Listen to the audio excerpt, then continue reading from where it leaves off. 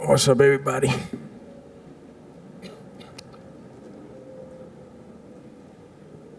Well, Jorge, you rolled the dice a little bit. Stepped in on short notice, flew around the world. It was a big opportunity. Didn't quite go your way. What's the feeling like right now? I hate coming up short. I'm not gonna make no excuses. He was a better man tonight. There were some areas where I didn't give him enough credit, and there were some areas where I felt with a better training camp, I could definitely surpass him. And I think I showed a lot of my wrestling on 6-8 notice that I'm not too easy to take down or to hold down on the ground. I made a lot of mistakes. I tried to fight in spots since I didn't feel my gas tank was at the greatest, and he fought in better spots. Right when I'd get loose and start to open up, he was able to clinch me up and take it back into his world. So I'm not going to take nothing away from him. He won fair and square. I'll do whatever it takes to get back in front of that man and compete again and get my hand raised.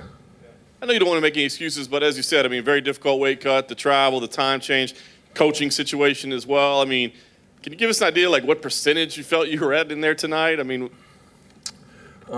weight cut was tough. Like everybody knows, I had a little bit of weight to cut, but I'm not gonna sit here and make excuses. He won. I gambled the dice on myself. I knew I didn't have the greatest gas tank coming in, but I'm still a dangerous man. 6 days, 1 day, 6 weeks. So hats off to him. We'll do it again. You guys talked a little bit in there afterwards. Can you share what was said between the two of you? I was just between two men. I just said, he said some good things, and I said some good things. I'm like, we don't got to talk shit to each other to promote no more. That's for the other idiots, and he agreed, and he said that, and whatever, we'll do it again, man. I just can't wait. They put an opponent in front of me, and I'm gonna take care of business. I'm gonna come back better than ever. I'm not gonna disappear from the sport without this belt being wrapped around my waist, one way or another. I wasn't my best performance tonight, but everybody could see I have a dog in me. That dog doesn't shut up or roll over for nobody. I was very tired at some spots, and I was able to dig down and bring it back to my feet. I'm not happy with my performance or nothing, but I'm telling everybody, I'll be back and stronger. Was the feeling that you had to get it done early, that you need to come out and try to knock him out in the first round? Yes and no. I just knew that even if I didn't get him in the first, as long as I picked my spots and exploded, I could do well. And maybe there's a couple times I hurt him, and as soon as I started to open up, boom, he'd be able to take me into his world and zap a little bit of the energy. Didn't let me get moving too much. I didn't keep it in my world long enough for me to actually do damage and sustain that damage, keep that damage coming so it could accumulate and hurt his gas tank. I'll be back, man. Can you share what Dana had to say with you? It looked like you guys had a conversation as well. He said I had a great fight. He's very proud of me. He said I did very well in the wrestling department. He said I stuffed a lot of takedowns.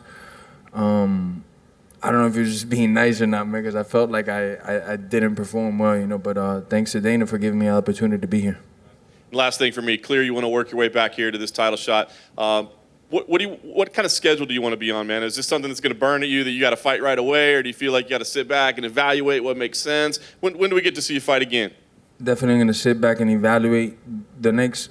Since I've moved up to 170, I haven't had to cut weight more than like 8-9 pounds, and it's something that when I left 155, I told myself I wouldn't be doing no more. So for the next fight, I'll make sure that I'm back on schedule. I got barely any weight to cut, and I'll be feeling great, whoever the opponent is. I don't know if I'll be coming back at the end of the year or early next year. I'm going to sit down with my management and figure that out. But whoever it is next year, I just want to come back and get a stoppage and be in peak shape, have a six-pack when I get out there, look right, Jorge, you said that he did a few things better than you anticipated. What exactly were they? His jab was I knew he had an okay jab, but his jab was okay, His fakes, though, I could tell he was just level changing the fake. He was able to kind of lower me to sleep and then grab me for the clinch, where he'd fake and then all of a sudden he was grabbing me and we were up against the fence. And there was other areas where I felt real good, actually. When he got into my legs, I felt I could wrestle with him all day. I stuffed a lot of takedowns. I'll be back, He knows that I'm no pushover. I just feel like I let a lot of people down, man. It was a shitty performance. Not in 6 days, man. But do you think, you said you guys don't have to talk shit anymore to each other. I know there was some genuine bad blood going into this. Has that sort of subsided now? You spent 25 minutes in there together? The competitive me, no. I want to take everybody's head off. I want to take his head off even more now that he beat me. But I I just feel like, especially me and him now, we don't have to promote the next fight like that. We don't have to talk about each other's religion or ethnicities or nothing like that. You know, he said some things that weren't necessary, and I'm sure I said some things that probably weren't the best. I just think about the future generations. You don't have to promote fights like that or sell pay-per-views.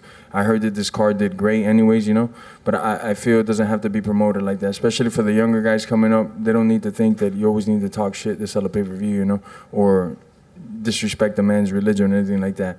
So we'll do it again, you know.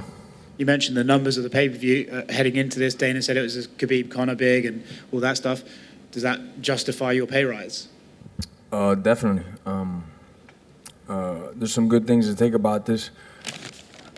Right now, I'm just fucking very butthurt. I want to do some sprints right now. I want to get on the treadmill. I want to hit a punching bag. I want to take out my frustrations. I want to elevate my cardio to a new level.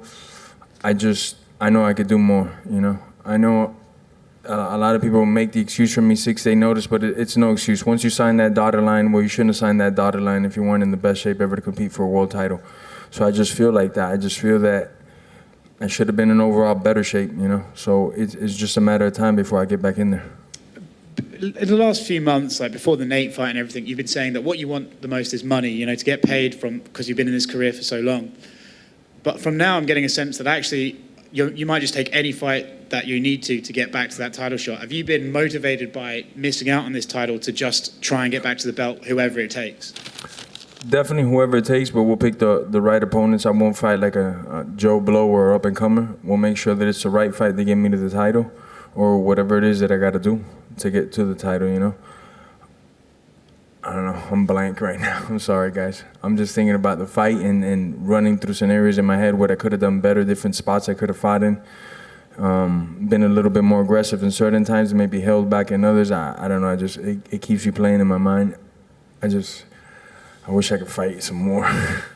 I know you're not big on talking about other guys right now, but, you know, despite the loss tonight, you still have loads of options out there that people want to see you in. Leon Edwards, Colby Covington, Nate Diaz rematch. If you could pick one that you think will help you just stay at this level, stay right around that title shot, who's the logical next guy for you? Couldn't answer that right now, man. The fragile guy with the MAGA hat, definitely not him, because he got finished by this guy with a full training camp. He had like 12 weeks and he got finished, so I think that guy's below me and this dude by a lot, you know. 6-day notice and I was nowhere near getting hurt or getting put out, you know. The gas tank wasn't the best, but I wasn't going nowhere as far as damage goes. Everybody could see that. So definitely not that punk. Leon Edwards, I don't know if the numbers make sense, or whoever it is that the numbers make sense and it gets me closer to the title.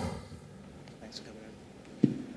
Jorge, Coach Mike Brown, he was not here. Was he FaceTiming with you between rounds, the coach's corner there? Yeah, he was FaceTiming with my manager, Abraham Carroll, giving out some inside details and stuff. And saying things that my manager was relating to me. It's just my body wasn't reacting after like the second round. I just didn't have that pop to give Mike what he wanted, but he was giving great advice.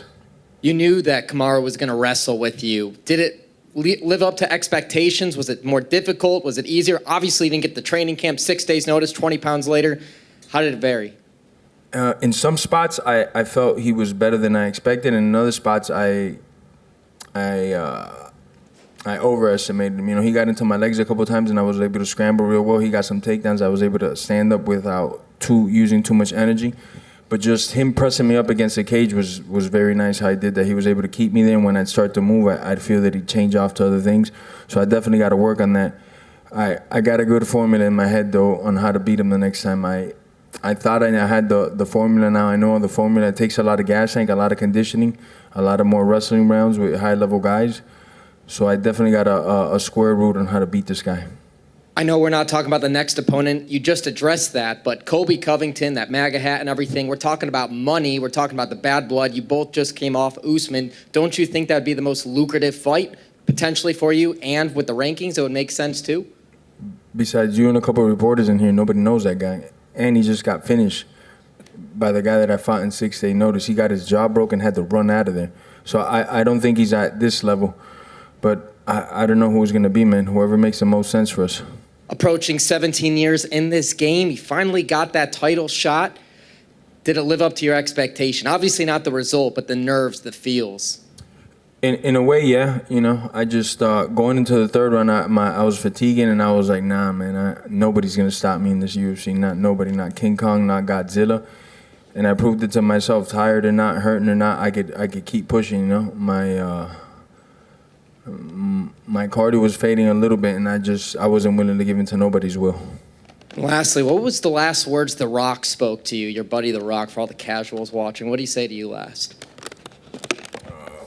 Keep your spirit up or something like that. I can't even remember right now, man. I'm still caught up in the fighting shit, man. I still just I want to run sprints right now till I throw up is what I want to do, man. I'm very upset. Hi. A couple days ago, Ben Askren said that he made you famous. Do you agree with that? Yeah, we made each other famous. That's it. Thank you, everybody, man. Have a good day. God bless.